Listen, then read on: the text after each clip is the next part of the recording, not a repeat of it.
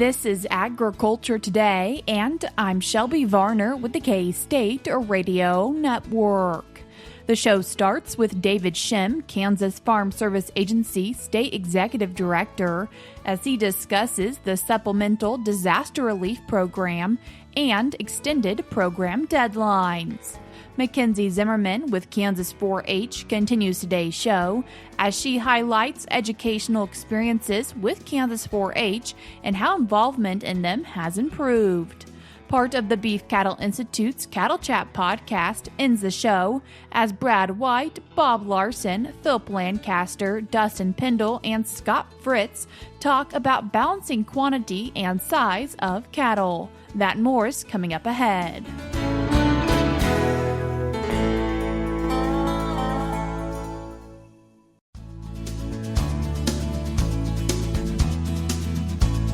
You're tuned in to Agriculture Today, and we start our Wednesday show hearing from the State Executive Director of the Kansas Farm Service Agency, David Schemm. David, thanks for joining us today.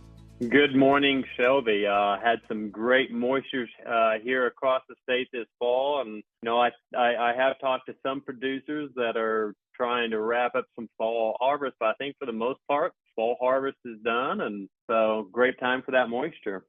With fall harvest wrapping up for many producers, anything they need to be thinking about?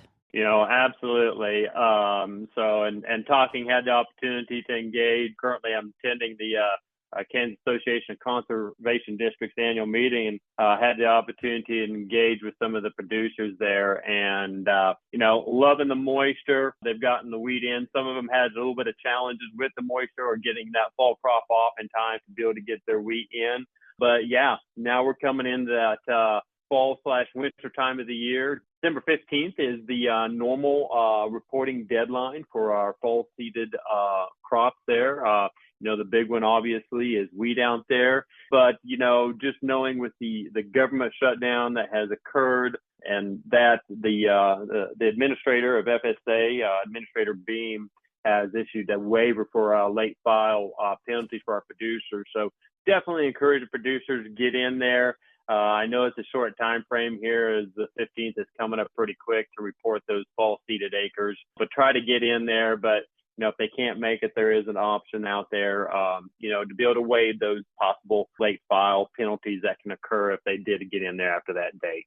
And David, did you have a sign up that just started at the beginning of this week? Absolutely, Shelby. And, we mentioned and talked about it just a little bit last week, but it's the Supplemental Disaster Relief Program, the Stage 2.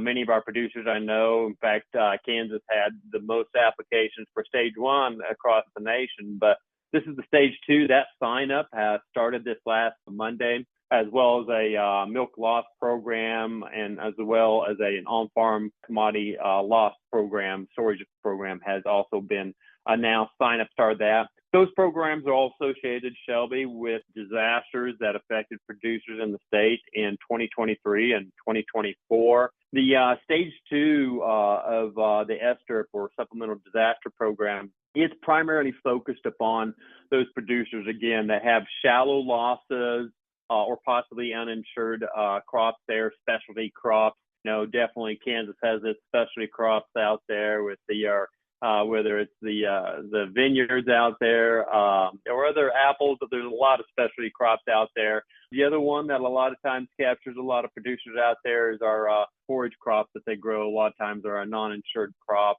that would qualify for that.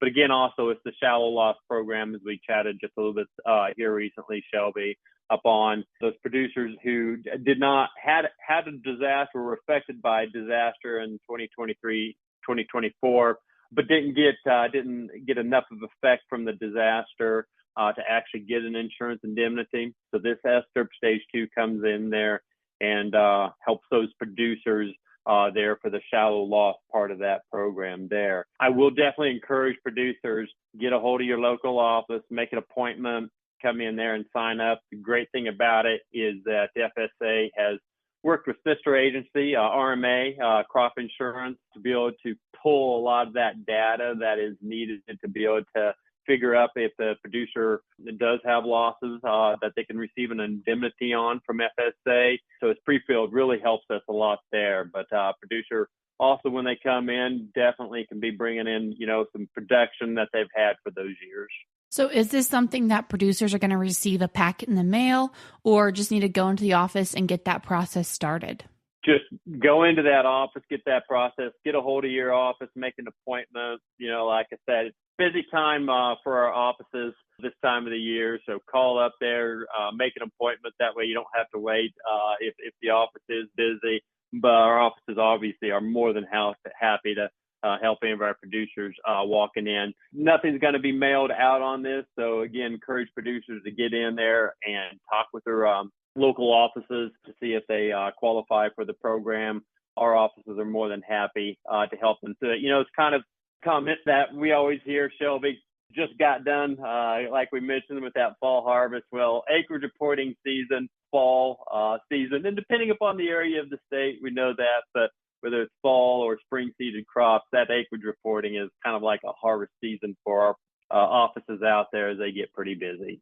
And while we're thinking about crops, any updates on ARC or PLC? Yeah. So obviously, I know a lot of producers heard about the One Big Beautiful Bill and an update to the ARC PLC and reference prices and various things like that. So, those payments associated with ARC PLC, typically we would start seeing them show up in October, those being sent out there. Obviously, with the government shutdown, that kind of changed a lot of dynamics there. But offices are busy. We're working on that, getting that out there. And the one thing that producers have to remember that ARC PLC payment is always that year delay. So, like I said before, the One Big Beautiful Bill updated some of that things, but actually that reflection of those updated reference prices for ARC PLC, we won't see that until October of 2026. What producers will see this year is the reference prices based back and marking year prices based back in as of the end of October 2025. So again, those payments, I know K-State Extension Ag Manager has, and a lot of other farm publications have put out, projected ARC PLC payments for producers. If they want to, if producers have any questions on that, reach out to that county office and definitely they'll be more than welcome to answer any questions they can. So that's definitely coming out. And, just in general, Shelby, I'd be remiss if that the administrator Beam, Secretary Rawlins, is very well of the government shutdown, the impact it had on producers and ability to report. So, we've got a lot of deadlines out there, as I mentioned, for his acreage reporting and stuff like that we're conscientious that the government was shut down, unfortunately, for these 43 days here. And so a lot of programs, we're looking at that possibly had deadlines or the government shutdown impacted those deadlines. We're definitely taking into account and making sure that, you either provide an extension to those deadlines or work with those producers to make sure we get them signed up. What is the best way for producers to know if their program has an extension on that deadline? Our producers know our county office, more than welcome. Reach out, make that phone call to the county office. They'll be able to give them. But, a lot of times, almost a simpler way is jump over there to Farmers.gov. That site does a great job of kind of laying out the various programs that are affecting producers or have possible extensions of those deadlines going out there. And so they can that's definitely real time there at the Farmers.gov for producers to be able to jump up there. And it's even up on sign up. We talked about the SDRP 2 or the milk loss program or the on-farm storage commodity loss program. Those pages there have a lot of frequently asked questions or items that the producer needs to make sure that they have on file and before they go into the county office there. But like I said, Shelby, our county offices always love to help their producers. And David, when we talked last week, you guys had just all gotten back to the office and were doing training. Are things rolling in FSA offices now? Shelby, things are definitely rolling, and talk to our employees across the state, and they are without question are excited. They are happy to be back. We were partially open during the shutdown, trying to help producers with some certain of the programs that we have out there. Unfortunately, some of that was we were tied by what we had authority to be able to open up on that partial reopening. But, without question, I've heard from all of them that they're glad to be back in there, glad to be able to work on all the programs and help the producers with all of the issues that they have, all the way from loans to ESTR to acreage sign up, all of that stuff to be able to open things back up. We are getting things going and rolling out there. The national office is as well too. I know we've had a lot of questions upon CRP payments getting out and everything like that. We are in the process of working and making sure we're working with the national office and getting those payments out as fast as they can. I expect those to be coming out here pretty shortly there. So a lot of things going on. I talked to somebody the other day. It's like that big old locomotive steam engine there. We got the boiler turned on high. We're building steam, and we've got the wheels starting to turn. Not sure we're quite up to that, 50 miles an hour going down the railroad tracks, but we're going to be there here in just a few weeks, rolling here. David, I appreciate you taking the time to join us. Thank you, Shelby. Always good to visit with you, and definitely want to make sure we keep our producers informed and most importantly, helping them out there. That was State Executive Director of the Kansas Farm Service Agency, David Schemm.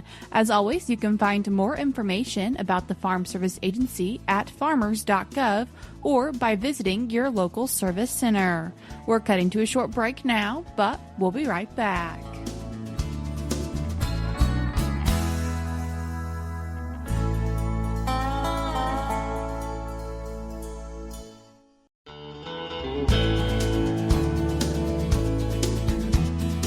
You're tuned in to Agriculture Today, and we continue our show talking about educational experiences with Kansas 4-H. And then to talk about it, we're joined by Kansas 4-H Enrollment Data and Evaluation Program Administrator, McKenzie Zimmerman. McKenzie, thanks for joining us today. Thank you so much. I'm so happy to be here. McKenzie, educational experiences, what are those when it comes to Kansas 4-H? So Kansas 4-H, we offer a variety of different annual special events and hands-on learning experiences. And these opportunities are designed to engage our youth across the state to develop different types of skills, foster community involvement. And these activities help our youth build valuable life skills, and create lasting memories and friendships within their community and at a state level. And so we offer a variety of different types of these educational experiences throughout the 4-H year.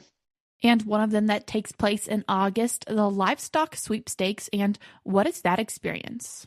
One of our standout events each year is the Kansas 4-H Livestock Sweepstakes, and it's hosted in partnership with the Department of Animal Science and Industry. So this event brings together livestock judging, meat judging, livestock skill-a-thon, and a quiz bowl. And it's one of the most comprehensive educational livestock contests in the region. So that's pretty cool. We have more than 3,000 youth from across the state participate annually. So what makes this program exceptional is the way that it blends this hands-on learning with real-world skill development. So youth strengthen their critical thinking with decision-making, communication, and teamwork as they evaluate their classes. They defend oral reasons, and they work within their teams during this event. And so beyond their contest scores, these experiences help our young people build confidence, gain exposure to careers in ag, animal science, and then veterinary medicine. And this event also helps identify and prepares top Kansas youth to compete on a national stage, which is pretty cool. And that's where they continue to perform at these high levels and represent our state as well. Another thing that happens with Kansas 4-H, Citizenship in Action, also sometimes referred to as CIA. And what is this event? Yeah, so CIA, and so this event happens in January, so you can still register your youth if you want to go ahead and go. And this is another major highlight. This is a 2-day civic engagement experience for youth, ages 13 to 18, and it's sponsored by our Kansas 4-H Youth Leadership Council. And so the purpose of this is to help our young people understand how their voice can influence their community and their state. So we usually have 200 or more youth and about 40 adult volunteers gathered over. It's usually President's Day weekend, which was this past year's event. And the participants are walked through the entire process, how a bill becomes a law in Kansas. They work in groups representing different viewpoints. They create arguments and they debate legislation on the actual floors of the Kansas House and in the Senate chambers. And so for many of these young people, this is their first time inside the Capitol. They're having the chance to deliberate on the chamber floors, and it's an opportunity most organizations don't receive. And so 61% of the participants this past year said that this was the most meaningful experience, was getting to actually be on that floor, which was really cool. The youth also met face-to-face with their legislators, and they invited them to have this formal meal, and they observed the legislator while it was in session.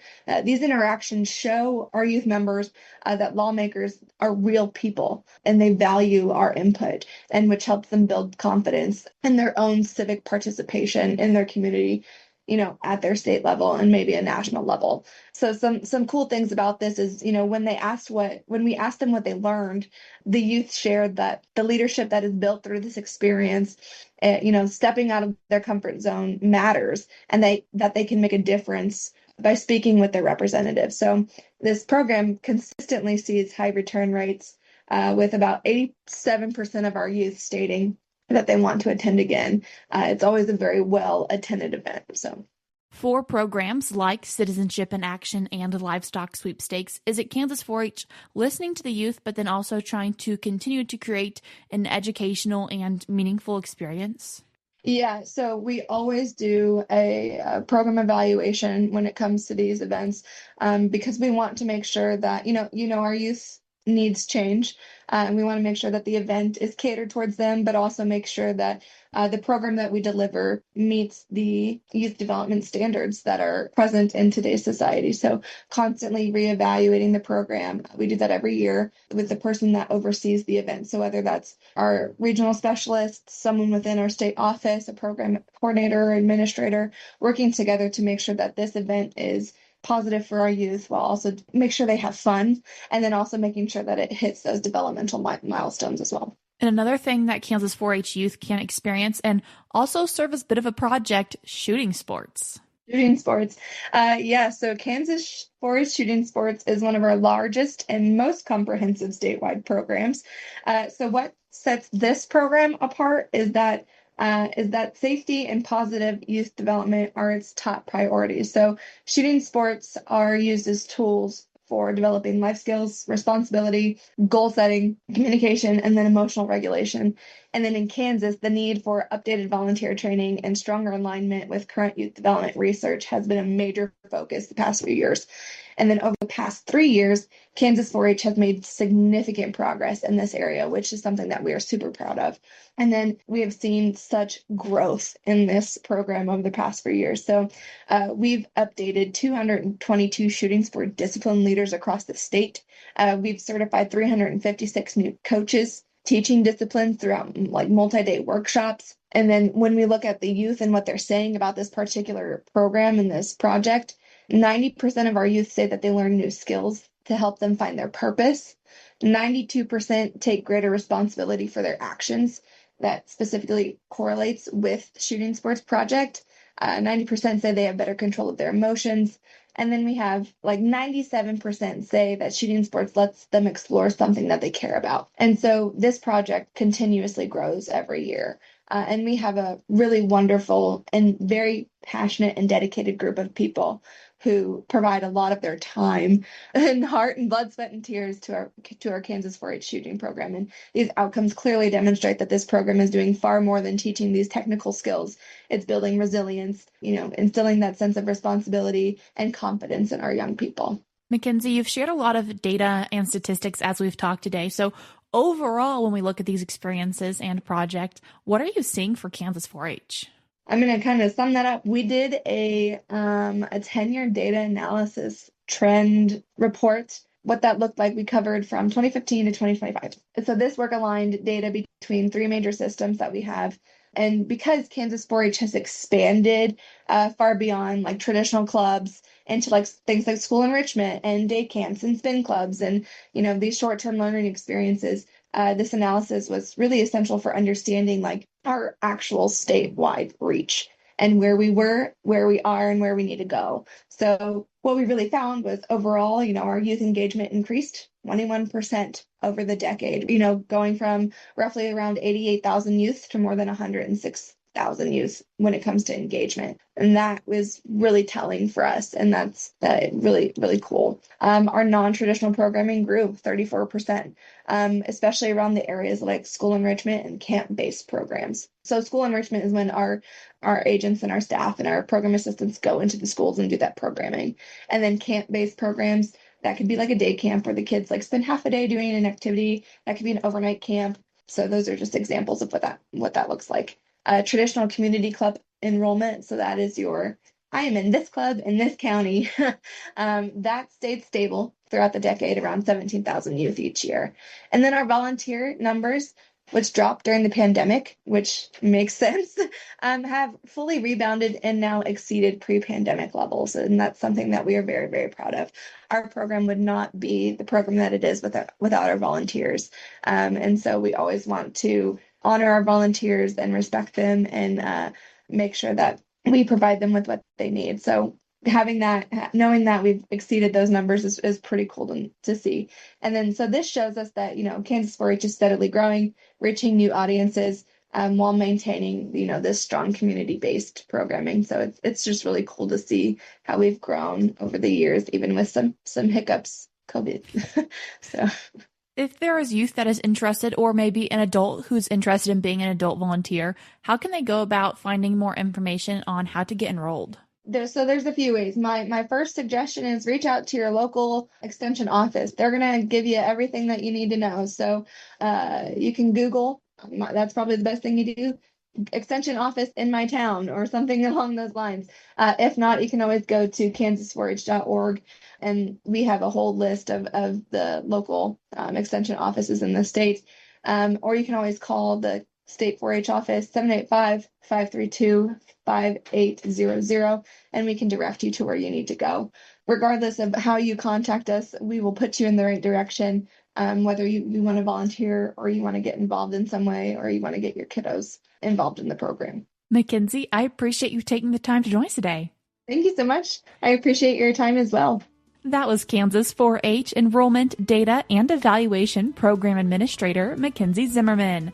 I will link the resources that she mentioned in today's show notes on agtoday.net. We're cutting to a short break now, but stick around because we have more for you up ahead.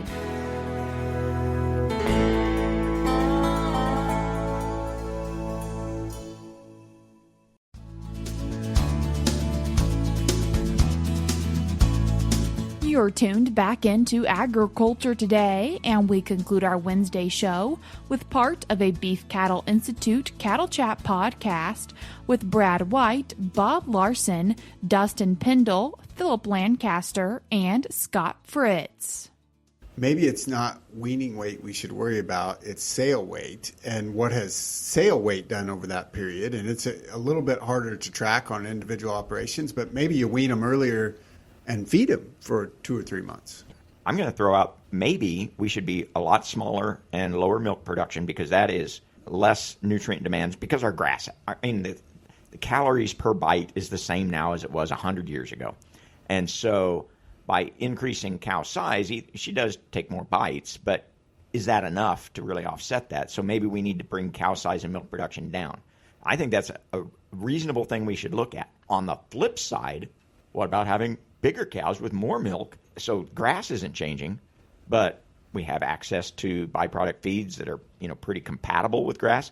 What about, and this would make my grandfather turn over in his grave, but, bringing feed out to the cows on grass to meet their needs, and they're big old cows that milk heavy. It would be interesting to say, stay where we are, cow size and milk production, decrease it a little bit and more match the nutrients that they're going to get from the grass, or treat cows as grass as only part of a beef cow's diet. And again, that makes me shiver just to say it, because that's not the way I was trained. But that's their efficiency. I'm pushing back on you already. Yeah, I'm just saying, if you want to break paradigms and blinders, is it against the law to have 30% of the cow's nutrients coming from not grass during the grazing season? Well, and I would say that may be more time-specific focused to doing that, not just the whole grazing season. But right, so late in when this grass is starting to become dormant. But I'm going to green and growing. But I'm going to push back on you on the cow size thing. I don't think cow size makes a difference on a ranch level basis to some degree, because I only have so many acres.